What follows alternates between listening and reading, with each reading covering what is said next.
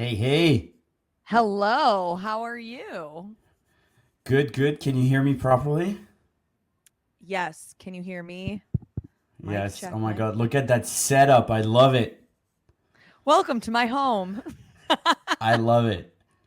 So this is not live, as I told you. I'm just gonna do a little intro, and then we can just start. Yeah, sounds Uh, good to me. Ladies and gentlemen, welcome to Hard Drive Studios, a show where we highlight creators in a wide range of media, people from CrossFit and the sports industry. Today I'm joined by Lauren Kalil, aka the Queen of Hustle. She's one of the most accomplished journalists in the CrossFit space. As written on her website, she's a sideline reporter, social media host, podcaster, digital content creator, communication specialist, and the first woman ever in CrossFit to run play by play as a commentator. On top of that, she's one of the hardest workers I know and a very cool hype woman and someone that's always supported my media journey. Lauren, thank you so much for coming on and welcome to Hard Drive Studios. Oh, I'm so excited we can catch up, especially because we talk every now and then over social media, but it's like, oh, the dogs, they want to be a part Oh of the my show God. too. They're off to the side playing because as soon as we start recording, they want to Are be they involved. But they're not attention seekers? oh, they are attention seekers. It's so funny because they'll be laying down, nothing will be going on, and then I turn my ring lights on, and they're like, "Oh, mom, it's time for the show. We're gonna wrestle in the background." I'll never forget one of the first podcasts or YouTube shows I did, and right over my shoulder, my dogs were humping each other, and I'm then like trying to move my body to like not cause any attention, but you do what you can. I love the scrunchie you have on. I have Oh, my let me see yours. Yes, let's it's like the go. my hair is like properly put now, so I'm not gonna untie it. But yeah, it's like one of the large brown ones. I like it. I like it. It goes with my eye Good. color. I'll bring you another Um. one. I have a bunch of new ones coming in, so we can match Oh yeah. everything. Oh yeah, for sure. I'm flying there on the 4th of August, so not that much before it starts, Hmm. because obviously I'm not an athlete or anything. But yeah, it's gonna be Hey, fun. I can't we're wait for athletes in our Texas. own way. Come on. Yeah. I definitely want to talk more about what we're gonna do this year in Texas and everything. But first, just a cheesy little introduction. Like, I don't know a lot about you. I've scrolled down a little bit on your social media, but as I've noticed, because I always try to do like a little intro of each person, Mhm. do my little research and everything. But I always realize that social media only shows half of it and the dates are not always correct, and obviously, like, we're not famous people. Like, we don't have a Wikipedia page with like our full history. So if you want to talk more, just like how you started journalism, sports journalism, like how did that start for you? Yeah, I always knew that I liked talking to people and asking questions. It's funny because you see on social media all the time, like people at home alone, they want no human interaction. And I would say I take doses of that after a big event. I need my alone time, but for the most part, I get my energy and my love for life by having relationships like this and talking to people and asking questions. And I was always that way from a really young age. I always had uh like very diverse friend groups. I was never somebody that had just one friend group. I would have like five different friend groups in elementary and high school that okay, I'm going to sit with this group today and then that group today, and it just was an interest of people and stories. And what is it, sounds cliche, but what is your purpose in life? What's your why? What drives you for whatever your goals are? And there was this program in high school that allowed me to leave my high school to go take classes specifically in sports journalism.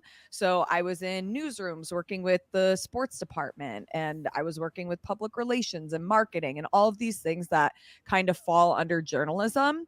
When I started college, I wasn't entirely sure if that was the track that I wanted to go down. I needed more exposure. But then after my first semester, my freshman year, I took a journalism 101 and I was like, okay, sports journalism is what I want to do. We had a great program for it. And being close to Boston and New York City, opportunities for internships. I mean, it was truly like one of the best locations to be for that kind of stuff.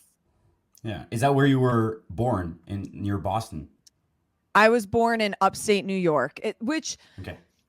it's still like 5 hours from the city, 4.5, Okay. 5 hours, depending if you drive or take a train. But I mean, I grew up going to New York City to watch the Today Show every year, sometimes multiple times a year. And then we would have to go to the NBC studios and I'd go in front of the green screen, like totally unprompted when I was like 7 or 8 years old. And I would just pretend that I was the meteorologist. And then I would start interviewing people. And it was like this natural thing that I mean, I don't have any family that's in journalism or sports journalism or anything like that. So it truly just came from this passion from within.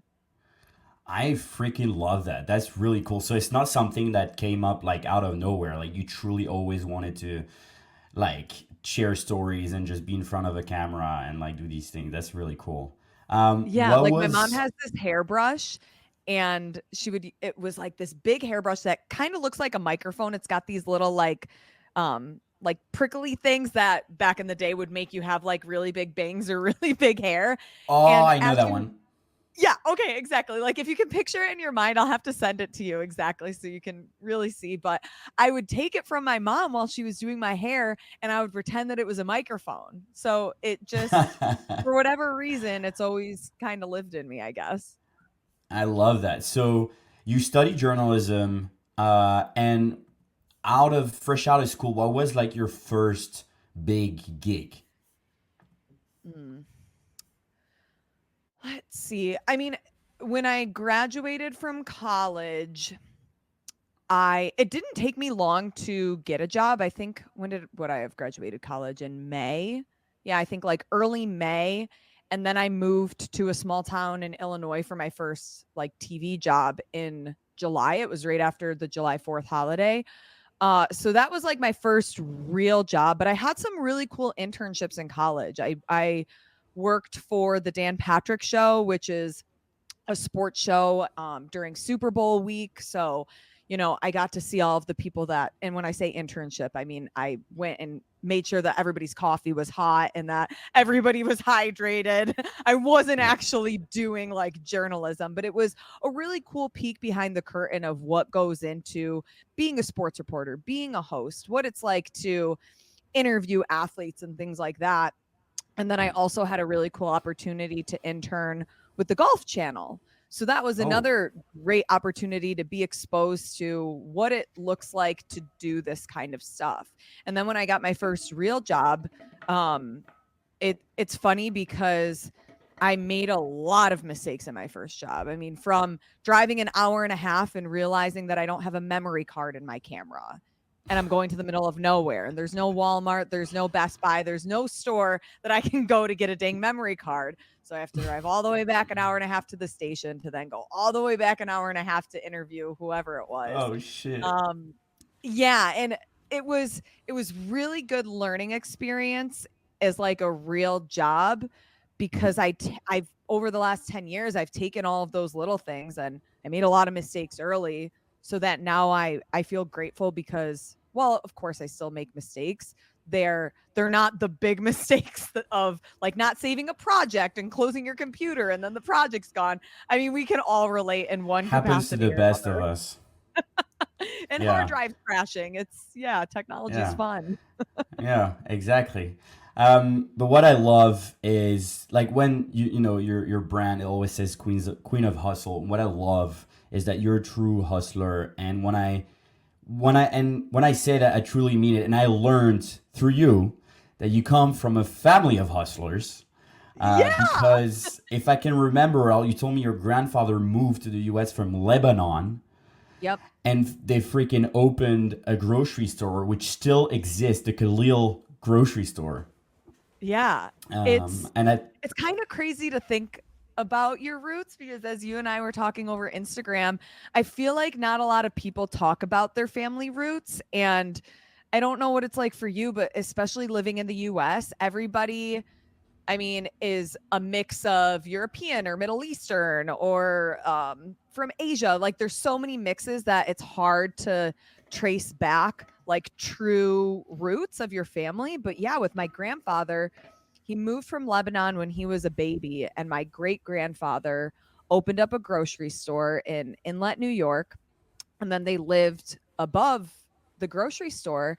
And my grandfather was the first, not just to put himself through college, but also put himself through law school, where then he opened up his own practice in Utica, New York, where he's 93 years old. He still goes into the office every single day. God bless him. And yeah, Wow. it's crazy. So my dad then became a partner. He's a lawyer. My sister then became a partner as well.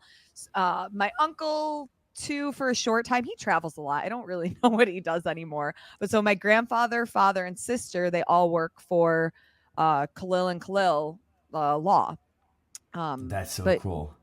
yeah, it's kind of I like a love cool that. little thing to see from Yeah. Lebanon to grocery store to law school. Yeah, I love that. I love learning about these stories, and that's why I like having this podcast. It's just to learn more about the Mhm. people, and I don't think a lot of people know that about that part of your, your history and your family and everything. So it's something that I feel privileged and honored that you're able to share that with me today. So then you started journalism. What was the transition to CrossFit? Can you tell me more about how? And like what year, etc. I just want a little bit of a history. Yeah. So I knew, like in my heart, there was a small time. I would say maybe like a year into journalism and into TV. I The end goal for me was I wanted to work for the Today Show. I wanted to be like Katie Couric. I mean, she truly is the reason why I got into journalism. I just loved the way that she could ask tough questions, but still have so much grace and compassion.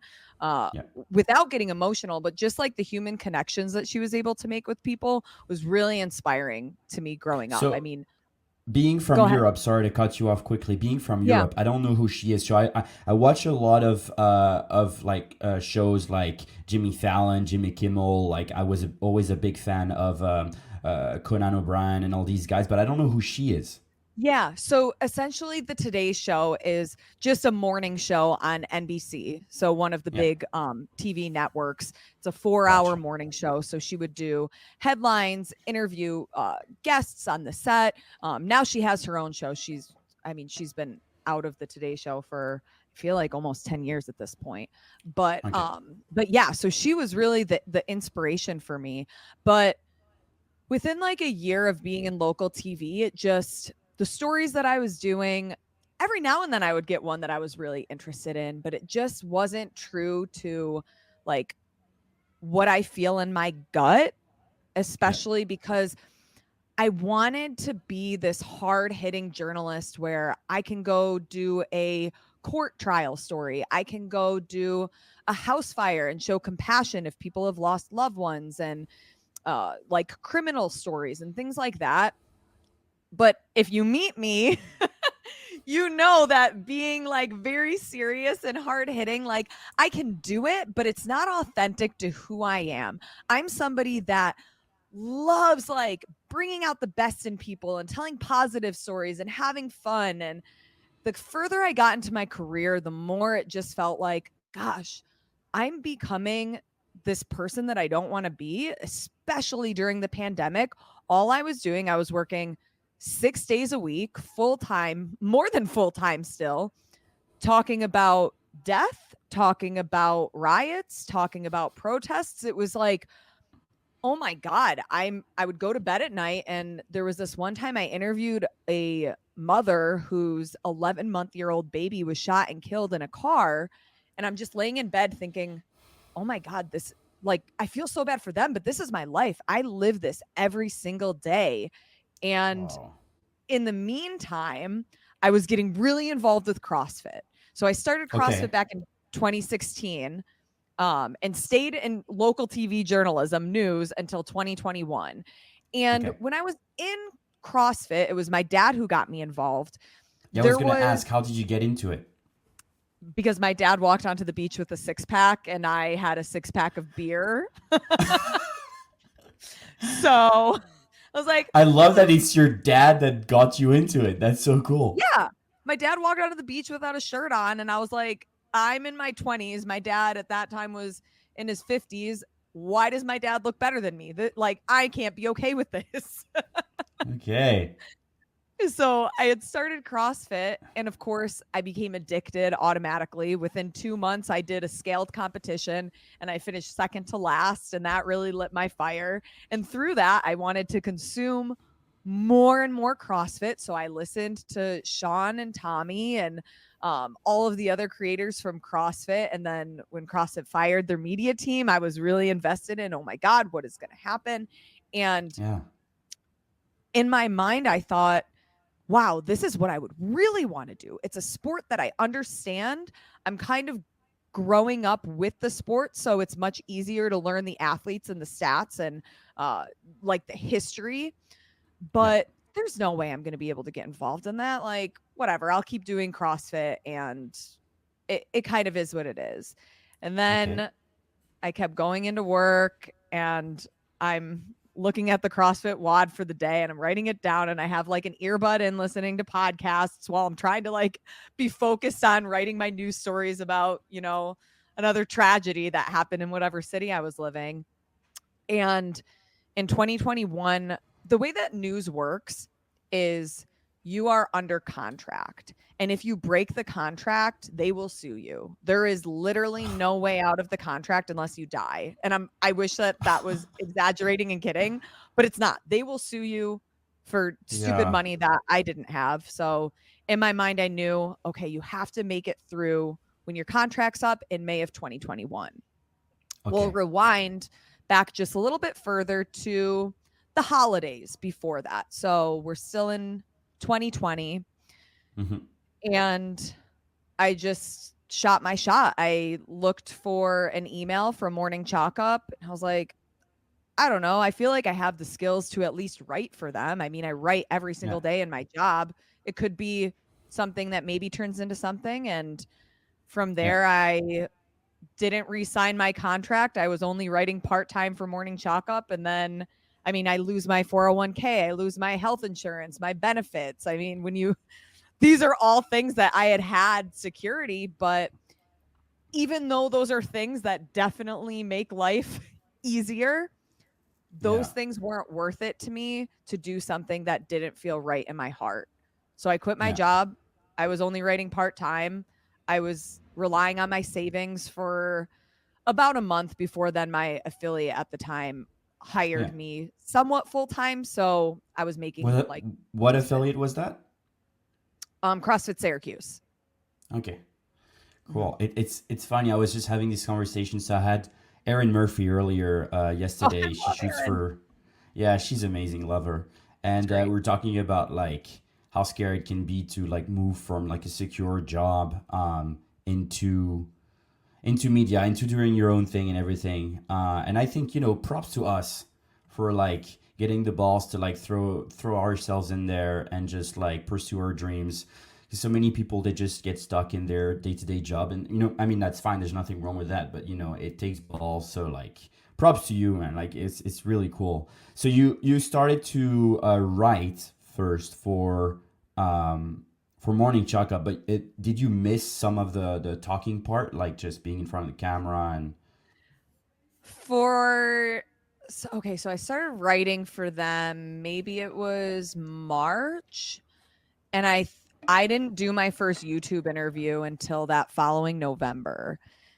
okay, And when I left TV, in my head, I was convinced I will never be on camera again. I have no interest in being in that type of limelight. I have no interest in oh doing that really, stuff. I can be a really good journalist from behind the camera, and I'll just interview people and I'll write really good, impactful stories, hmm, and that'll be that, and that will fill yeah, my cup, and I can do these other things. Like, I was on camera at my affiliate doing like news of the month at Syracuse Sweat Club, and like that was really fun for me, and interviewing members and whatnot. But I was like, I was totally convinced that it wasn't going to happen again. And then yeah, a couple of people at Morning Chalk Up, they kept like nudging me, like, come on, what, the YouTube channel is stagnant. Like, you have the okay, skills, just start interviewing people. And I was like, no, I am not doing it. I have no interest. This sounds like something that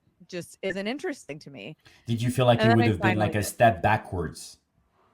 It wasn't even that. It was truthfully, I I feel like the confidence that I have now, and not every day, but I would say for most days, comes Hmm. from all of the kind of criticism that I faced from being in television, like Yeah. being told that um you're too fat, your arms are too big, you have to cover your arms. Like just what I look like was picked apart so much that I felt a little bit jaded from Yeah. being in front of people that I just to me I wouldn't have thought it as a step back. I just wasn't in the right mental place to put myself out there again, I would Yeah. say. That's crazy. Obviously, with my big ass male privilege, I had no idea that even in like TV journalism, you'd have to go through these remarks and everything. That's horrible. Like, was it something you were hearing on a daily basis? Like, did you have to like? Did you feel like you couldn't be your true self? Oh, I was sat in my news director's office and told that I had to cover my arms. I was told that That's I could crazy. not, and the other journalists that were very thin were allowed to show their arms. But because I mean, at that time, I was very lean. So my arms, like I looked pretty jacked. And Yeah. the amount of emails we would get if I was anchoring the news about my arms, I could have said every curse word in the book and people would not have written in about that. They would have written in about how I look like a man. I look too intimidating. I'm not relatable. And then my news director called me into the office and he basically told me that I had to cover my arms and wear things that are more relatable. Yeah. And I need to be more relatable. And it just, Did you yeah, have people? Did you have a support system, people to talk to about that, or? I mean, me and the meteorologist who I worked with on the weekends, her name's Lydia, she had really, really curly hair. And when they hired her, she had curly hair and it was no issue. Yeah. But then, and around the same time that they were telling me I had to cover my arms, they were telling her that she had to straighten her hair. So the two of us would just be like, what the heck? Like, are these Yeah. two things really so offensive to people that we can't just be ourselves? And it was Yeah. so weird. Every Saturday night, there was this one guy that we would get done with the 5 o'clock news and at 5:35, he would call the newsroom and he would like tear into me. I would just answer the phone and I'm like, I know who it is. He won't say his name. And he would tell me that he's going to find my steroids dealer. And he called me transgender and said that I have two dicks and a vagina. And yeah, like you can't Oh make my this God, stuff up. Lauren. I'm so And then sorry you had to go through that. and then I would have people write in letters about how my appearance is so offensive because my arms are so big. So it's just like, Oh my God. what is happening here? Yeah, so moving to a CrossFit related platform must have been a bit of a big change for you, where, like, obviously strong bodies are way more accepted and welcomed. Yeah. And when I was hired by Morning Chalk Up, I talked to Joe Jeniton Palawa. He is like their managing editor. And I had shared some of these stories. And after I wrote like my first story, or no, after I did my first YouTube video, I think Danny Spiegel was the first person I interviewed. And he texted me, he was like, you crushed it. And I think that your arms looked awesome in the video. And I was Ah, like, oh, cute. thanks, Joe. So did you end up like after accepting, like being like, okay, I kind of like this, like now in this space to be in front of the camera again?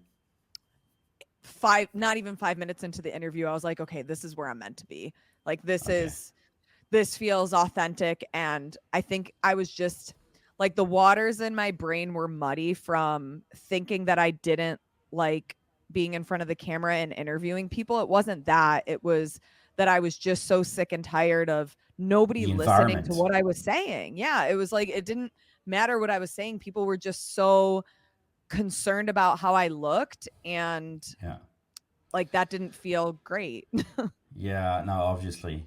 So you started working for Morning Chalk Up, And then what was the transition? So obviously you don't need to go too much into depth into like what happened or whatever. This is not the point of the podcast, but what was the transition from Chalk Up to Talking Elite?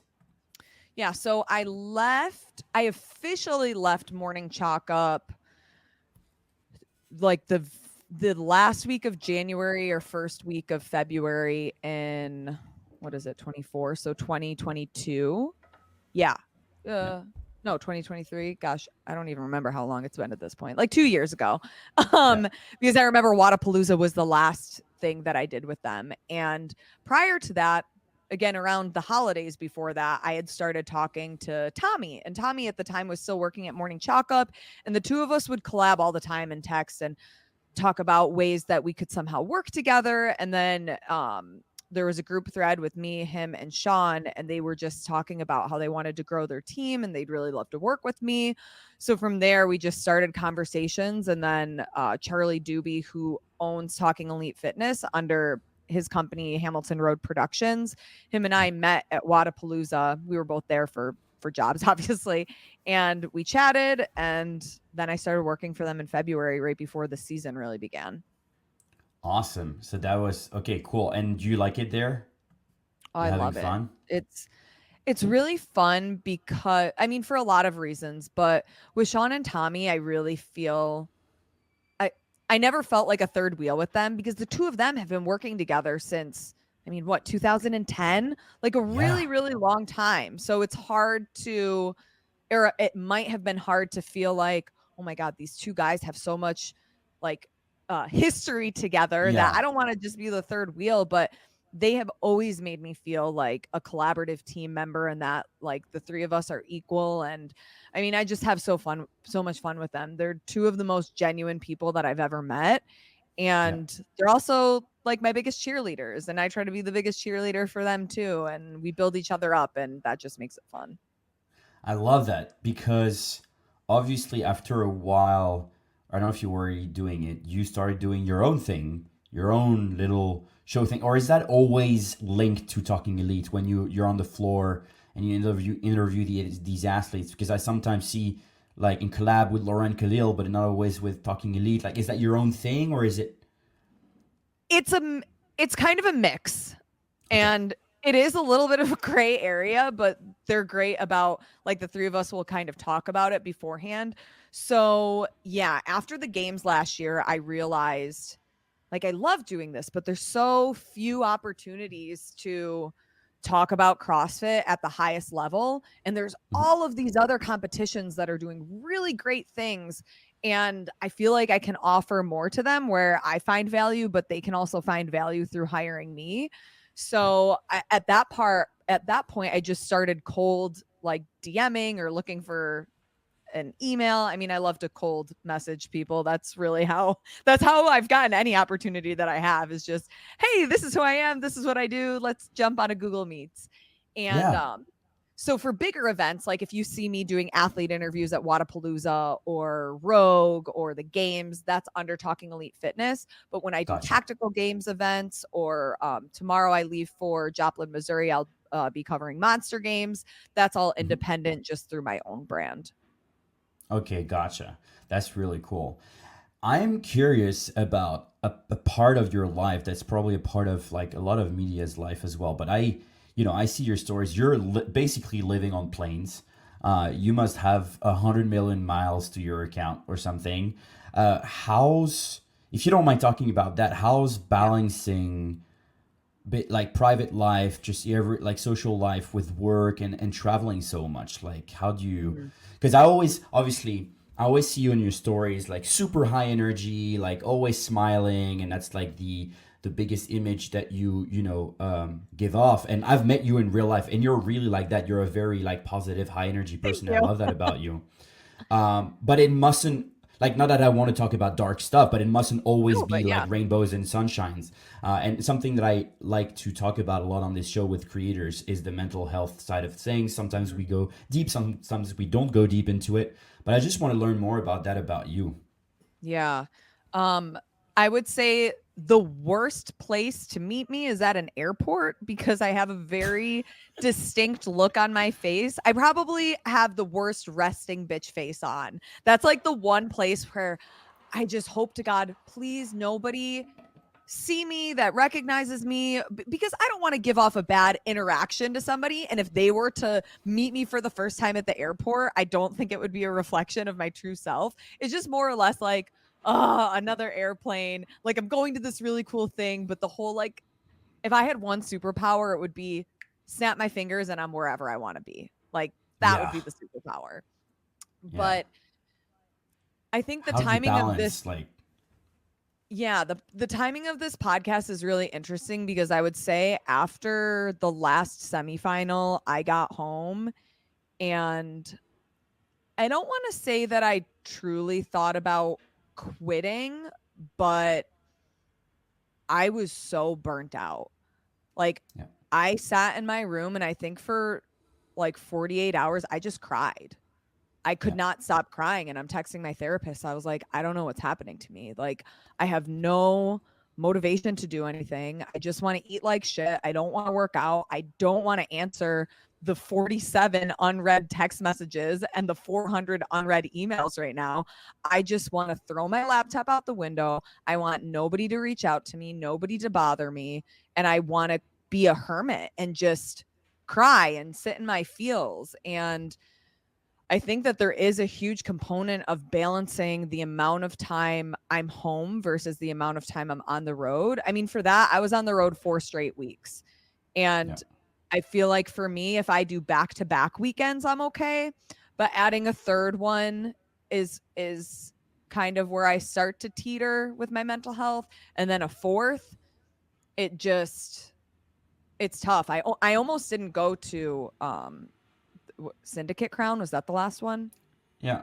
Or am I thinking? Yeah, yeah, yeah. To East East Coast Coast. Classic. I almost didn't go because I knew I was feeling a certain way. But then the hustle inside of me is like, Lauren, like it's gonna be worse if you don't go. You just have to go, and then you can Do you feel there's some hide. kind of like self pressure and FOMO of like missing? Obviously, like you have to go because it's your job, but in those moments, it's like, oh my god, if I don't do this, then because I think something that scares a lot of us in our industry, in media in general, is like being scared of not being relevant and missing Yep, events and for sure. Be- with the way that social media and media in general is, as soon as you miss out on one of these things, it's like, oh, they weren't there. Well, now I'm going to consume all of this other content. Like yeah. it get it to me, I don't want to say that any of us are competitors because I do truly feel like most of us like play nice in the sandbox together and we all want the best for each other.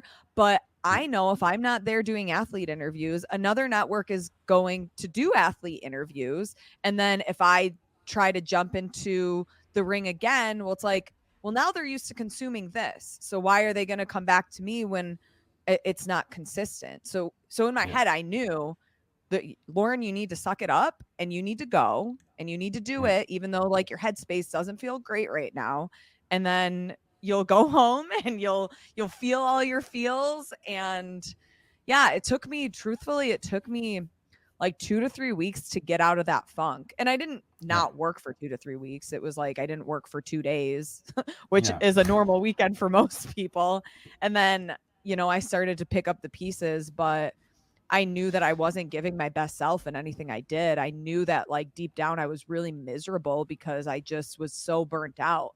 But Yeah. at this point, I'm feeling that hype again. I'm feeling like my cup is filled. I've spent some family time, I've spent some friend time, I've been with my dog. So it's all of those things that I don't get on a consistent regular basis, but I'm learning that Yeah. I need that in order to be my best self.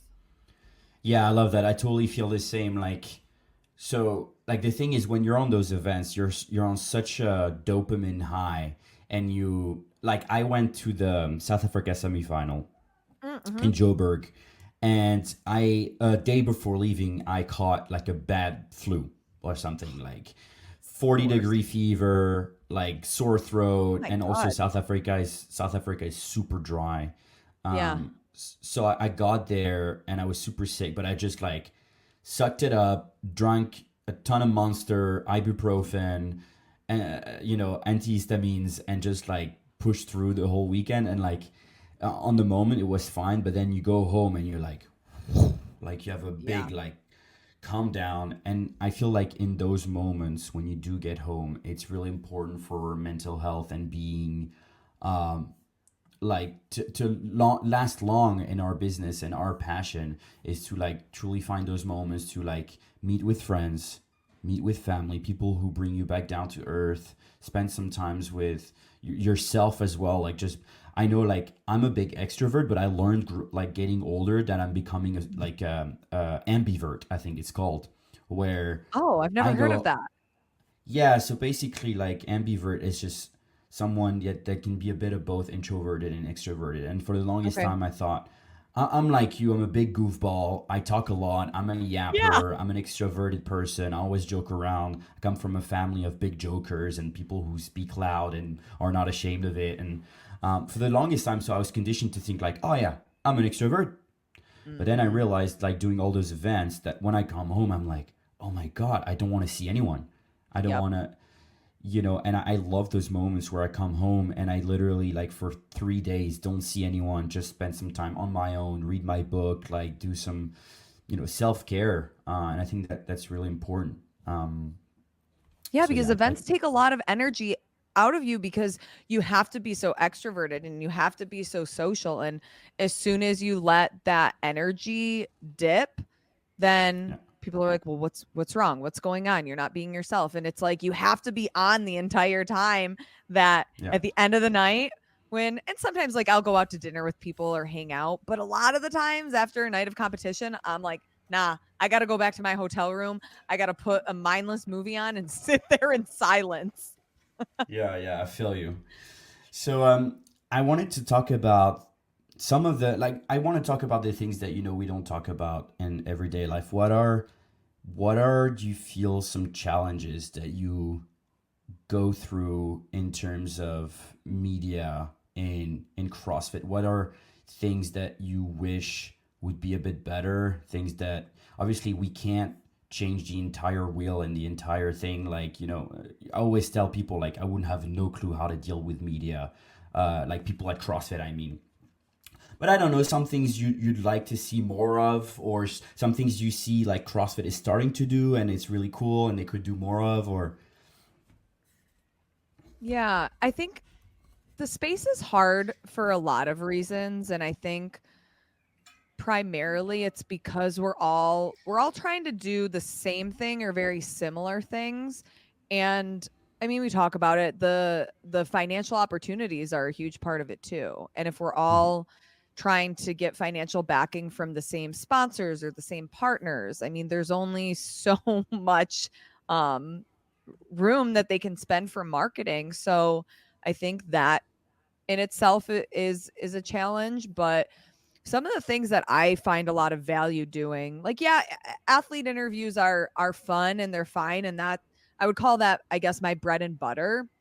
But something that I'm going to try to get more involved with, and it involves getting involved with more creators, is doing more like longer format, like 20 to 30-minute episodes, kind of like ESPN 30 for 30 style, where I do a bunch of interviews, but then I also do a voiceover to help like enhance the storytelling.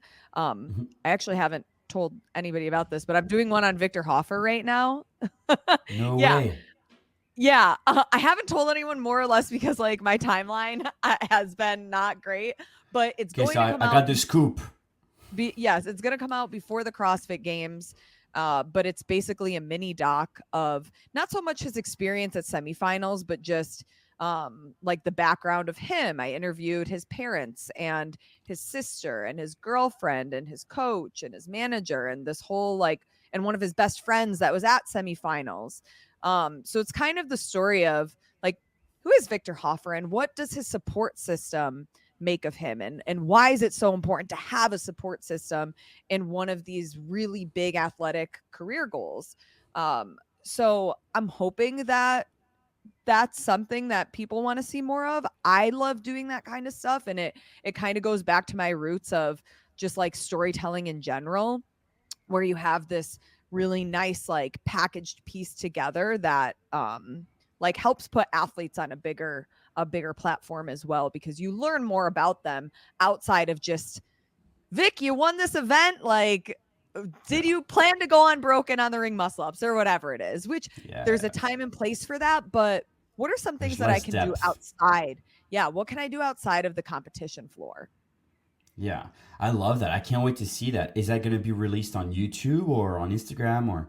Yep. So I'm gonna put it on my YouTube channel, which I started putting like some stuff on there just because for whatever reason, I well, not for whatever reason. I used to put my news stuff on there, which I've since made private because none of that has any business getting any more views. But I'm trying to build my own YouTube channel with some unique elements. And again, not to be a competitor with other people. I want it to be different. And again, I Yeah. have Talking Elite Fitness for those podcasts and the Death by Show and stuff that me, Sean, and Tommy do. I just want this to be a different option for people and things that I think I can add value to. So That's yeah. awesome. I can't wait to see that. Victor is a great kid. I say kid because I just turned 29 and he's obviously much Yeah. younger, but not that I'm old Good or for us. anything. Um, but he's just a great guy. Like the thing is, it's almost annoying because he could be an asshole. He could be like a Justin Bieber-ish, like like child star or whatever. And but he's not. He's just so He's freaking awesome and cool. he's humble and yeah, he's got a great Yeah, support system too. yeah, and his parents are just adorable. Like you can truly see why he's a good kid because he's really well surrounded. His Maya, his girlfriend, is also Mhm. a super nice She's great. person. And Claudia and Luke and the gym he trains at, they're all great people. Like I don't know if you met Luke, his former coach and friend, and the owner of his affiliate, but it's just also such a sweet guy. And Yeah. I think it's awesome because a rising star like he is, obviously you never know what might happen, but I wish him the best in the world in his career and Mhm. everything he's gonna do.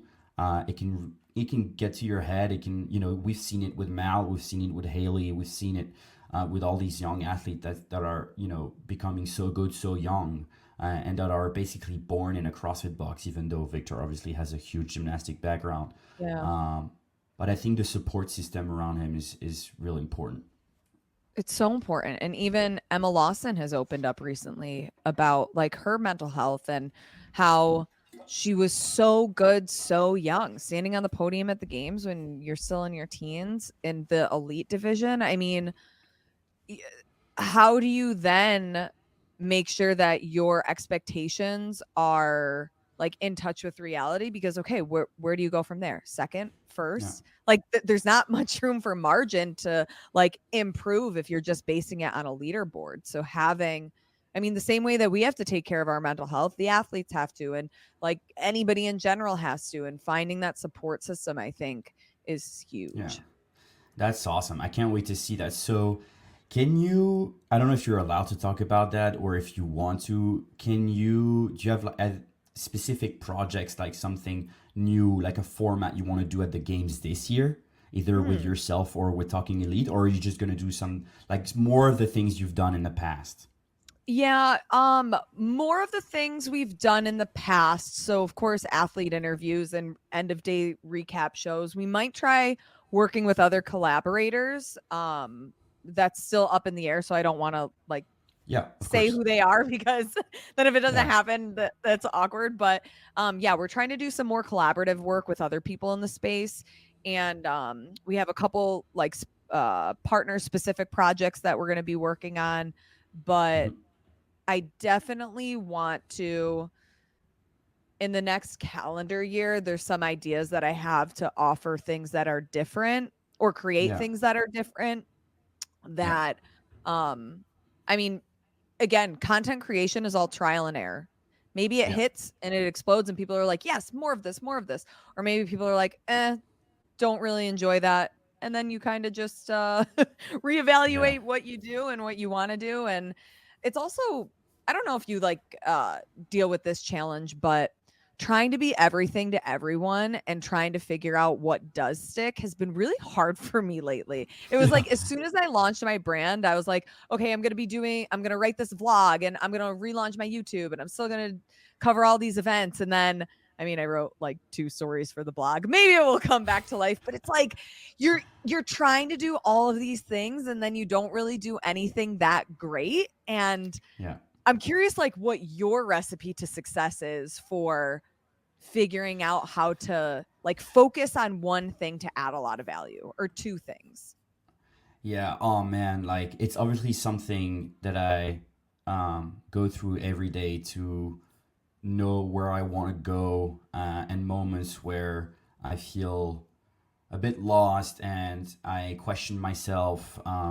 So I'm very guilty. We talk about it often of comparing myself a lot with what Mhm. other people do.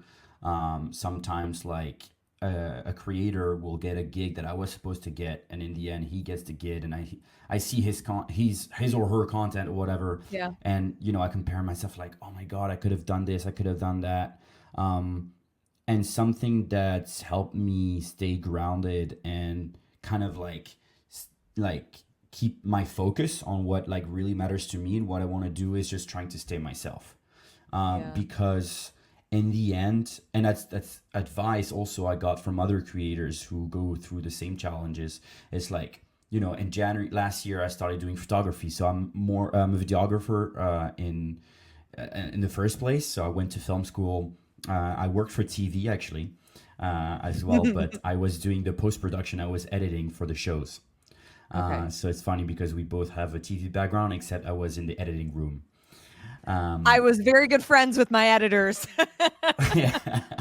So it was less sexy, less artistic, less artistic freedom and everything. But I learned a Yeah. lot through TV. But um, so I started doing photography, and also questioning like, oh, should I just focus on video, or but I really like photo as well, or should I post photos on my True Film account or create a Yeah. True Film photos account, and like not there's like different styles of photography that I want to try. I see what Carly Creative does, and I think it looks Mm. so freaking cool. And I see Yeah, what she's Aaron awesome. does, and I see what Dylan, the fittest photographer, what he does as well. Like I see all these guys doing different things, and I'm like, fuck, like I really like. So I have this project in mind, for photography, but man, I don't know if I should post it. I basically what I want to do, because I come from a cinema movie background. So I went to Yeah. film school. My parents are big movie nerds. We didn't have video games or sports. It was always movies. So I grew up watching. At home, we have like 1,000 DVDs. So like, Damn. yeah, my parents, they don't collect, or borrow or rent movies. They like to have the DVDs at home. So we were like the blockbuster of the neighborhood, and people would come to Oh, our, that's our house. awesome. Yeah, like legit people, like my parents' friends would come up to our house and like pick their movies for the week and then bring them back at the end of the week because we had so many DVDs. So anyway, this is a little bit of a background, but I come from movies, and sometimes what I want to try is like taking pictures, and I like making pictures that look like movie posters. So I've been doing Oh, it cool. more at semifinals and French Throwdown, and I took a picture of Victor Hoffer and Wodapalooza that gave me that like movie poster vibe, and Mm. I want to put like some movie quotes on pictures, a bit like Carly does, like writing on her pictures, except I want to. Yeah. Yeah, and I want it to look like the old like orange subtitles that existed like 10 years ago, like, and make something with that. But yeah, anyway, sorry, I'm just like babbling and like No, rambling. no, I love these Um, ideas though. but I'm just like, to go back to what you were saying, like I question myself, and what I should do and where I should do it and when I should do it, like a lot. And in the end, like you just gotta stay yourself and like truly remember what I think. So like I'm not like, it's not a general truth. It's just something I think helps. It's just to know what you like doing and just go for it. But it's scary, man. It's super scary. It So I totally get is. what. Yeah. But I So would agree with that. Like if you just stay true to what you want to do, and sometimes you have to not care about the views and the likes and the comments, and our professions rely a lot on that for validation in the sense of okay, if I post this video and it gets a lot of engagement, okay, that's showing me that that's the course that I should continue with. Whether, or for example, if I do this Vic doc and it gets, 100 views, it was kind of a bust. Was the energy worth it? Maybe I wouldn't do another one. So but it's hard to know, like, okay, sometimes you have to just keep on track if it feels true to you, Yeah. and then the support will come after. Yeah, and one thing that I feel is growing a little bit, and I try to do a lot on my page, is support other creators. Yep. So the way I Well, used even to doing think, this podcast, I think, is a great way to support other creators. exactly, I wanted to give a voice, so to media, and also like at first I was going through this stage when I'm trying to make a name for myself and like grow my portfolio and all that stuff. Like I would obviously only share my stuff, and it never even went through my mind to share a reel of a friend that's a creator, because weirdly you think, oh, that's gonna divert the attention to what he's doing instead of my stuff that I'm already trying hard to promote. So Mhm. we're all like, it's very individual, like we promote all stuff, and but what I've tried to do is like, hey man, it's not because I share this reel of a friend that I think is really cool that people are gonna like my stuff less. Right. So Right. Good whenever point. Carlos shoots a vlog for Matt, I try to repost it. Whenever Josie posts a vlog for Gabby, I try to repost it. All these people that do great stuff, since like media now is kind of gone during the season before the Yeah. games, and we all do these stuff. I try to share, and I think that's important also with these algorithm things and everything. Like, it's so hard to get visibility, and I think I'm not doing it to expect other creators to do it with my stuff, but I think there should be more. There should be more of that, just sharing each other's stuff and everything. But Yeah, it's I hard. love the idea of more collaborative work because I feel like the word competitor is it's kind of a gray area for me because while yes, from like a definition stance, we all are competitors, but to me, like the reason why somebody gets hired or doesn't get hired also has to do with like who you are and whether like you like I guess I think of if I'm going to hire somebody to do a job, like yeah, they need to be really good at their job, but also are they somebody that I would want to go to lunch with? Are they somebody that I would like enjoy picking up the phone and chatting with? And it's all, to me, it all boils down to the human connection. And Yeah, even if on paper people are competitors, like like so many ways that we could build each other up. And I love the idea of just yeah, reposting stuff to get more eyes on that because yeah, nobody's going to like your stuff less if you share yeah. somebody else's work. Yeah, exactly. There's something also I wanted to know about you and how you feel about that is like this whole competitive thing, like, and the whole like drama, people talking behind each other's back. Oh, he did this or he did that or whatever. Like, I try personally to get like so much away from all that stuff, because like. That's one thing I don't like as well. I know it can't be all rainbows and sunshines, but it's all the gossip and the drama and people like do you go through that? You have like like all that drama, or is it something you're able to like zone out of? Or Yeah, I definitely try to stay out of it because at the end of the day, it's like gossiping and starting rumors and adding drama. It's not adding value to anything. And yeah, I'm I'm aware of people who are pot stirrers in the space, and I try to, you know, keep an arm's distance to them. Like I'll always be professional and I'll always like have conversation, but I just don't want to be involved in the drama. And it's like one of yeah. the things I loved about local TV is that whether you worked for channel 3, 5, 9, everybody got along. Oh, If I really? work for channel, oh yeah, like we would all go out together. And then if we're out covering the same story, we would like chat about it together. And if I'm in the newsroom and I work for channel 5, and on the TVs, we have our competitors on because you want to make sure, like, did we miss a story today? Or how does this reporter tell this story? If I see a headline and there's a typo, or I think, I don't really like the way that they wrote that headline, I would never then put them on blast. I would just put it as like a little mental note in my head. And then maybe the next day, I'm just going to do it and try to do it better. But this whole idea that people have to, like, what I really don't love about the CrossFit space right now is the toxicity of media outlets poking fun or tearing down each other. What value does Yeah. that have? If we're all in here to show the professionalism of the sport and the athletes, talking about your competitors or the other content creators is totally diverting from that goal. Like, you're Yeah. doing that just to, maybe it's some kind of self validation to, oh, I'm better than this person. But like in my life, I have no room and no tolerance for that, because that's just being mean. Yeah. That isn't pushing you towards your goal.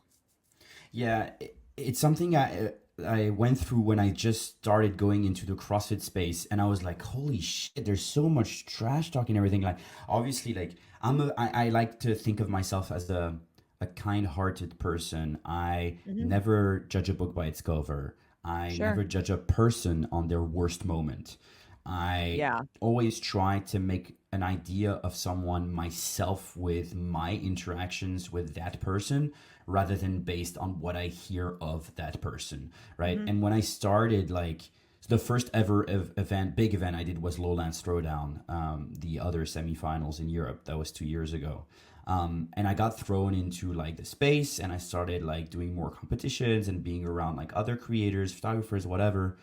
And and hearing so much like, oh, this person, like, oh, have you heard about this person, this, and I'm like, and I always try to answer like, and that's where my mom, like, I thank her for that, because like I was like, oh man, I don't know, man, like what this guy's been saying or whatever. I just want to do my thing. I always try to be like, hey man, I don't Yeah. know, like I just want to be a creator. I just want to improve my craft. I want to make good connection, obviously, for my career. And I don't mean to say that I want to be friends with everyone and I want to get along with everyone, because nobody is, no, I'm Yeah. aware that some people I'm gonna not gonna get along with them, or but I just try to stay, I try as much as I can. I try to stay professional and not let my personal stuff or opinions get in the way of what I'm doing. As soon as I got into business, I realized there was a lot of trash talking, a lot of drama and all that stuff. And I always told my fellow creators like, hey man, I don't know, like I just want to do my own thing. I do have some ideas, like some controversial ideas about stuff and people, but I don't voice it too much, or maybe Right. just with At the end people of the I day, we're trust. humans. Like, you're not going to like everyone. You're not going to vibe with everyone. And that's okay. But it's, Yeah. are you being respectful? And are you just like leading with kindness? I don't think Yeah. that we do that enough, not just in the space, but in general. Like, it, if you have a feeling about somebody, are you going to them, to the source, and Yeah. saying, hey, you were a real asshole, like, why were you an asshole about this? Or are Yeah. you going to, am I going to you and saying, hey, guess what, like, this guy was such an asshole and blah blah blah, and like just Yeah. going off, because now that's tainting your perspective, but you might have had a great encounter with that person. So it's just like, and Exactly. we're none of us are perfect, like, we've all like made mistakes, but I think if we can try to lead with kindness and, Yeah. 100%. I'll just focus on what the goal is, then Yes. life would be Yeah, and better.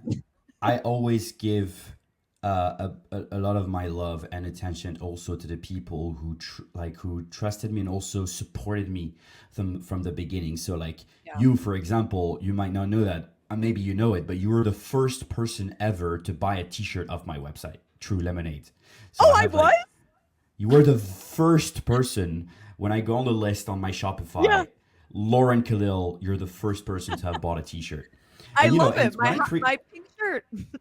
yeah, and and I know you've got your sponsors, and I know like all these athletes, they've got their sponsors and everything, but like you got the Matilda Garnis and Lena Richter in the Peak 360, like they sometimes wear the T-shirts, like the Lemonade T-shirts, and Yeah. I love that, man, that they like, I love to receive the support, and like I remember these things.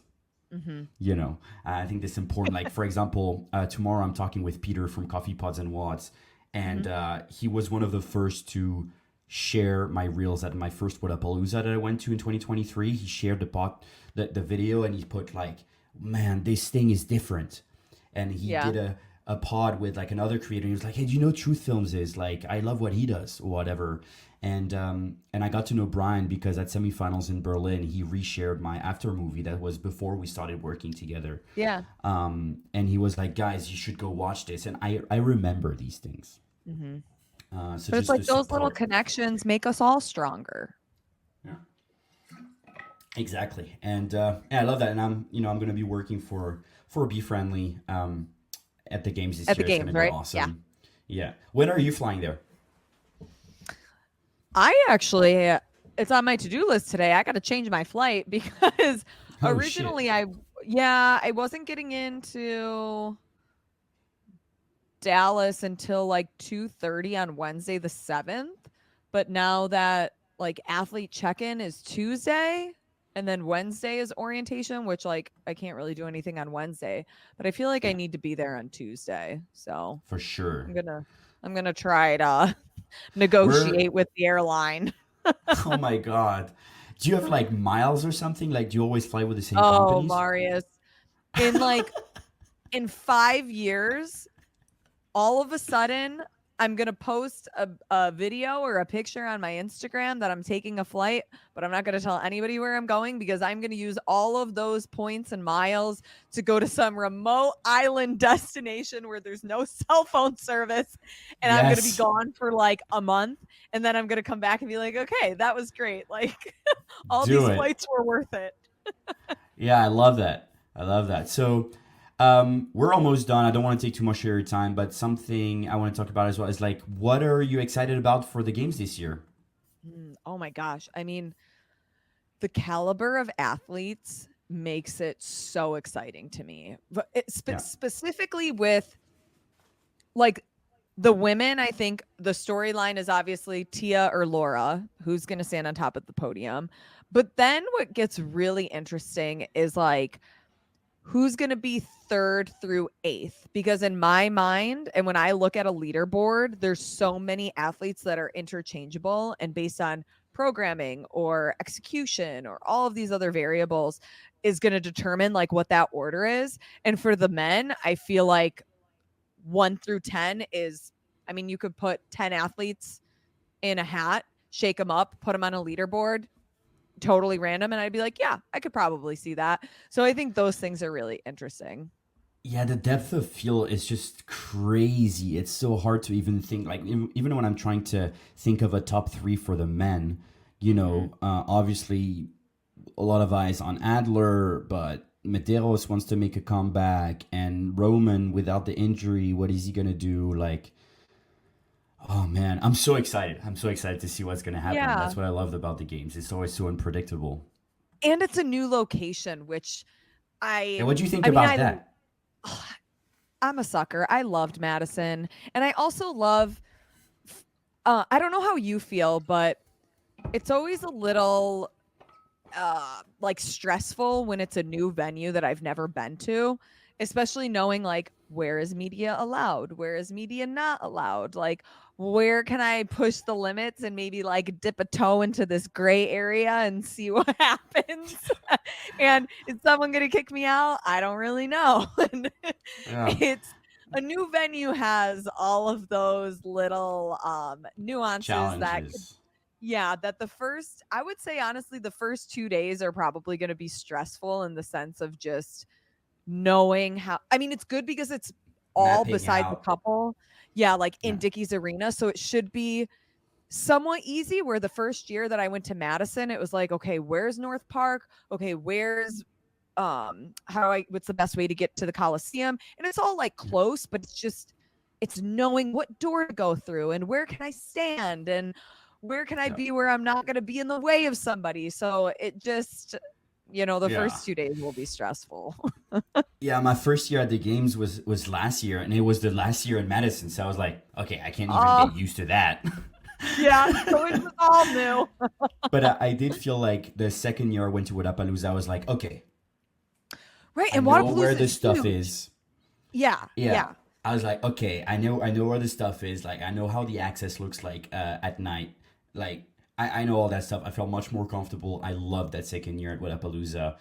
Yep. In January, it was super cool. Got to hang out with everyone, worked with Brian, and just like it was such good vibes. I loved it. The only unpredictable is it started raining and this.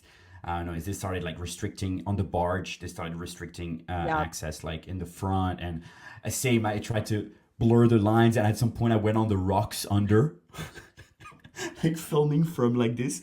I was talking about it with Erin, and she was like, "At some point, I saw you were under there on the rocks." I was like, "What the fuck is he doing?" For any event director that works in CrossFit, what do CrossFitters try to do? We try to find loopholes to get the competitive advantage. Unless it's specifically written out in that Yeah, agreement that the media signs, we are going to look for opportunities to get some really cool shots or really good interviews. And always like the hard part for me is when I'm interviewing an athlete or they're coming off the floor, and what do they want to do immediately? They want to start yeah, recovering. So they need to then go to the athlete like warm up cool down area, which most of the time people like you and I are not allowed in that area. But it's like, well, the athlete is telling me that I need to come with them if I want that interview. So like, what if I just stay with them and do the interview, walk and talk, and maybe I'm in there for 30 seconds and then leave? So it's like, yeah. oh, The thing is, if they hire Savan again to do the BTS, I'm guessing they want him to have priority on that, of course, because if you've got like every news outlet like doing all these BTS and like going in a warm up area, then it makes what Savan did, not irrelevant, but so I'm new to the CrossFit space, so I wasn't there when he was working with CrossFit Media. So when yeah. everybody was like, "Oh, Sivan is coming back," like I'm a rookie in this, so I was like, "Sivan coming back from what?" Like You're like, I didn't right, know. right. Yeah, yeah, yeah. And I saw some of his BTS like episodes, and you got the athletes like, "Oh, Sivan, you're back," whatever. I'm like, back from I had no idea, but anyway, if he does that again this year, I'm assuming that's why they restrict, because otherwise they lose relevance on what they're trying to do with him, or I don't know. But I've heard this year there's no media pit, so I don't know. Yeah, it's all different this year. So TBD. Yeah. Did you hear back from Madigan and like your access? Do you get it approved or? So that's actually a good question. I should follow up with them. So I haven't yet gotten approved, but I did get a separate email about separate access that might be able to get me into some warm up areas. Okay, cool. So I'm Nice. just waiting to hear on that. I would think that it would get approved because they like sent it directly to Yeah. me, but we'll see. Yeah. So it's at least good and encouraging to know that like some of the stuff that I've done is getting traction. Just to get an Yeah. email like that to like Yeah. invite me to get more access, I think is cool, but Yeah. you Yeah, never that's know. awesome. It's the Wild West. Yeah, I was just asking because I was talking with Erin, who's gonna work for Barbell Spin, and I'm gonna Yep. work for Brian, and we both still haven't received an answer. We Okay, yeah, assume me it's gonna neither. be approved, but we're still waiting. Um, Yeah. but yeah, and okay, last thing, very short, to finish this off. What do you think about the new workouts released? So the Chad and the swim and run. Ah, okay. It's so funny because I was talking about Chad with one of my friends today at the gym, and I don't have a problem with it. I think like the internet and the negative Nancy's are getting a little bit out of hand because at the end of the day, the games is trying to test the fittest. They're trying to find the fittest. And there's going to be, I mean, historically, we see between 10 and 15 events. If there's one event that isn't that exciting to watch, Yeah, that's okay. Was the marathon row that exciting to watch? No, I went and I got an acai bowl and I hung out with some people and then I came back into the yeah, venue and there was like 10 minutes left. Like it's like exactly. every single workout doesn't need to be a spectacle. But I'll lead it with the caveat is I'm curious to see, and I think I did see the barbell spin posted this morning that it's the first workout on Saturday morning. Yeah. Chat is. So I'll be No, I curious to think the swim is. Oh, on Saturday morning. Sorry, sorry. Yeah, so Yeah, Saturday morning, which is interesting that Chad is right before the cuts yeah, or close to where the cuts are since the field will be cut after Saturday morning is what the yeah. press release said. Um but I'll be curious to see what kind of coverage that it has, because Yeah. if they were, and at this point, okay, if it's Saturday morning, I would think that Chad was going to be inside, but something that could be really cool. I don't think this would happen, but just an idea that popped into my mind. If they were able to have it like early morning Saturday at the football field, having like half the field or the full field, but like on half be the elite athletes, and that's where the media and the broadcast is. But then the Yeah. other half, the community is able to do this workout against them. Yes, that would be so cool. I I think agree. that that could be a cool way to get people involved and engaged. And oh my God, like what a cool thing to be able to say, yeah, I did Chad up against the elites at the same exact time that they did it. And from a storytelling perspective, I feel like that could add some more cool opportunities. Yeah. Um, No, I but think they know exactly what they're doing. There's always an intention, whether that's like how they test the athlete. They can be also mental testing, because that's just a boring workout. So that's when you gotta like push through. I just hope, man, that run and swim is gonna be early in the morning because for the sake of the 10 athletes and all a.m. of us, So 10. it's so I was texting Sean and Tommy because we were saying the same thing, that it should be early. But if you go to their Instagram post, I screenshotted it. Oh, I It didn't see since that. it's like since it's an event, it says like the time that it's scheduled, really, really small. Like here, I can show you, and I Because have it 10 pulled a.m. up. is still gonna be pretty Yeah. hot. Oh So shit. 10, which is still gonna probably be in the 80s. Oh my god. Um, Because I'm yeah. checking right now, Dallas, 35 degrees. Let's just say 10 tomorrow. Let me check it out. Yeah, it's already 30 degrees. Oh, Celsius. That's probably like 65. Yeah. But Yeah. yeah. Yeah. Yeah. Um, Yeah. yeah. So, I mean, it'll be interesting. Yeah, it's But at gonna the be end of the day, hydration. yes. And hopefully athletes know how to properly hydrate, and you can't wait till the morning of. You got to start it a couple days before. And the Yeah. good thing is that since this location was uh talked about so much earlier, Yeah. um I would hope that athletes have been doing heat training, and I Yeah. would assume at least like the veterans do.